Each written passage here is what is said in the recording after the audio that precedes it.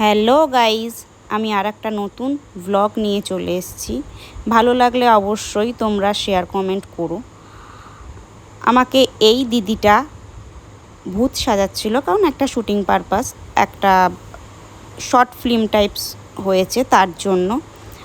So দেখো এখানে আমার রিয়াকশান বা আমার অ্যাক্টিং ঠিক কতটা ভালো ছিল আমাকে অবশ্যই জানিও। আমাকে কতটা ভালো লাগছিল না লাগছিল, যদিও সেদিনে ওখানকার সব লোক তাকিয়েছিল আমাকে ওরমভাবে দেখতে ছিল বলে। আমি আবার নিজে নিজে লিপস্টিক পরে নিচ্ছিলাম, ঘেঁটে নিচ্ছিলাম, সেটাই আবার নেওয়া আছে ওখানে, দেখতেই পাচ্ছ। ঠিকঠাক লুকটা হয়নি, কারণ খুব তাড়াতাড়ি মেকআপটা করেছিল যার জন্য হয়নি।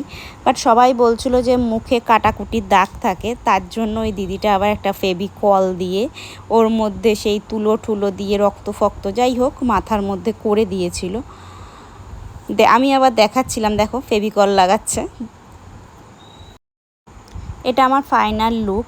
আমাকে বলছিল একটু হাসো হাসো, তাই আমি আবার হাসছিলাম। যাই হোক, তোমরা দেখে নাও এখানে অ্যাক্টিং শুরু হয়েছে, কতটা কি রিয়াকশান দিতে পারলাম না পারলাম।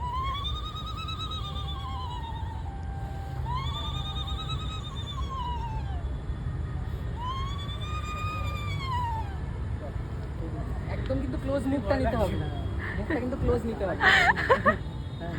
আরো যদি সাদা চোখ হতো। রিঅ্যাকশন ঠিক ছিল একদম একদম একদম। রেডি? দেখা হচ্ছে নতুন কোনো অন্য একটা ভিডিওতে।